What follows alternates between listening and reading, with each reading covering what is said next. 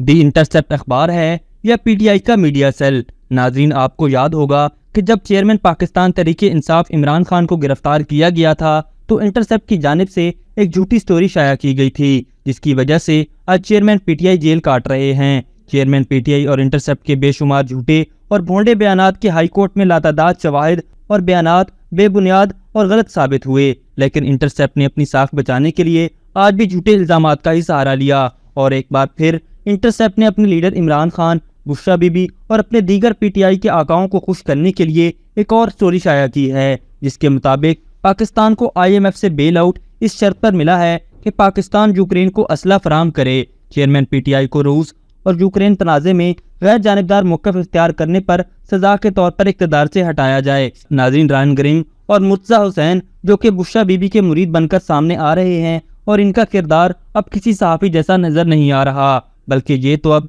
PTI के वो die hard worker हैं जिनसे उनका लीडर जेल में नहीं देखा जा रहा। दी इंटरसेप्ट ने अब जो स्टोरी शाया की है और पाकिस्तान मुखालिफ नया प्रोपेगंडा करने की कोशिश की है, उसी स्टोरी में ही उसके खिलाफ शवाहिद मौजूद हैं कि जब इन्होंने इस हवाले से स्टेट डिपार्टमेंट से पूछा कि वाकई ऐसी कोई बात हुई है तो स्टेट डिपार्टमेंट ने भरपूर तरीके से इसको मुस्तरद किया है। यहाँ ये बात भी काबिल जिक्र है कि आईएमएफ भी इस स्टोरी को डिनाई कर रहा है, यानी ये दोनों जिम्मेदार इदारे अमरीकी स्टेट डिपार्टमेंट और आईएमएफ दोनों ने ही इनकी स्टोरी रद्द की है। इस हवाले से अमरीकी प्रिंसिपल डिप्टी असिस्टेंट सेक्रेटरी ने इस रिपोर्ट की तरदीद करते हुए कहा है कि मैं पाकिस्तानी सियासत में अमेरिका के किरदार के बारे में गलत मालूमात की तरदीद करता हूँ। हम प्रोपेगंडे और गलत मालूमात को पाकिस्तान के साथ हमारे काबिल कदर ताल्लुकात, दो तरफा ताल्लुकात की राह में रुकावट नहीं बनने देंगे। अमेरिका एक ऐसी सियासी उम्मीदवार या एक पार्टी की अपोजिशन में नहीं है कि कोई भी दावा बशमूल मुबैना साइफर से मुतालिक रिपोर्ट झूठी हैं। इसके अलावा अमेरिका में ही मौजूद मुतादिद रियासती अदारान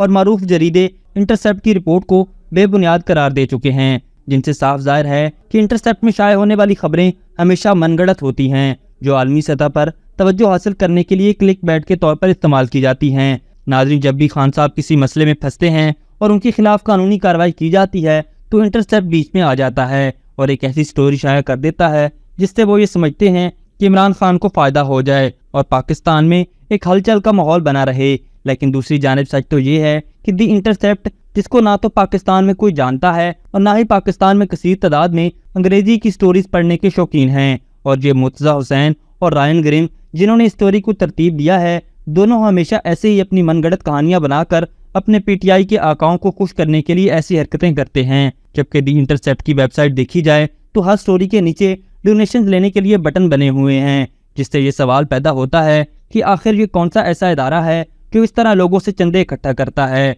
और फिर जो लोग भारी चंदा देते हैं तो फिर ये उनके मुताबिक ही स्टोरीज को घड़ता है और प्रोपेगंडा करता रहता है। नाज़रीन, हालांकि पाकिस्तान में भी ऐसे अखबारों पर बुरा वक्त आता है, लेकिन इस तरह की छोटी हरकत तो कोई किसी तहसील लेवल का अखबार भी नहीं करता और ना ही इस तरह से चंदा मांगता है। नाज़रीन, इस सब से ये मालूम होता है कि रायन ग्रिम और मुर्तज़ा हुसैन पैसों की कितनी लालची और भूखे हैं, और इस तरह के न जाने कितने लोग सहाफत का लिबादा ओढ़कर खान साहब की तर्जमानी कर रहे हैं। यहाँ ये बात भी काबिल जिक्र है कि ये दोनों इतने बेगैरत और बेशरम हैं कि इस खबर की तरदीद आने के बावजूद भी इन्होंने सिर्फ माल बनाने के लिए इस स्टोरी को पोस्ट किया, जबकि सहाफत का ये एक बुनियादी असूल है कि जब किसी खबर के हवाले से कैटेगोरिकल डिनायर आ जाए तो उसे पोस्ट या छापा नहीं जा सकता। इसके अलावा इंटरसेप्ट ने यह भी दावा किया है कि उनके पास दस्तावेजात और सबूत मौजूद हैं कि कैसे पाकिस्तान यूक्रेन में असला भेज रहा है और कैसे अमेरिका ने आईएमएफ पर प्रेशर डालकर ये डील कराई है। तो इंटरसेप्ट को चाहिए कि वो सबूतों को सामने लाए और सिर्फ मफरूजों पर बात ना करे। और इस्लामाबाद इंसाइडर भी दी इंटरसेप्ट को दोबारा चैलेंज करता है कि पहले तो पूरी दुनिया के सामने आप हमारे हाथों जलील हुए, लेकिन हम फिर से आपको मौका देते हैं कि अगर आपके पास हकीकतन ऐसे कोई सबूत या शवाहिद मौजूद हैं तो सामने लाएं। हमारा प्लेटफॉर्म मनोअन उसे नशर करेगा, लेकिन आपको ये मालूम होना चाहिए कि ये सिर्फ आप अपने आकाओं की तस्कीन के लिए कर रहे हैं, लेकिन अब आवाम को समझ आ चुकी है कि कौन ठीक है और कौन गलत। अभी तक के लिए सिर्फ इतना ही। मजीद दिलचस्प और ताज़ा तरीन खबरों से आगाह रहने के लिए हमारे चैनल इस्लामाबाद इंसाइडर को सब्सक्राइब करना मत भूलिए, और अगर हमारी ये वीडियो आपको अच्छी लगी है तो इसे लाइक कर दें और अपनी कीमती राय का इजहार नीचे दिए गए कमेंट सेक्शन में जरूर करें।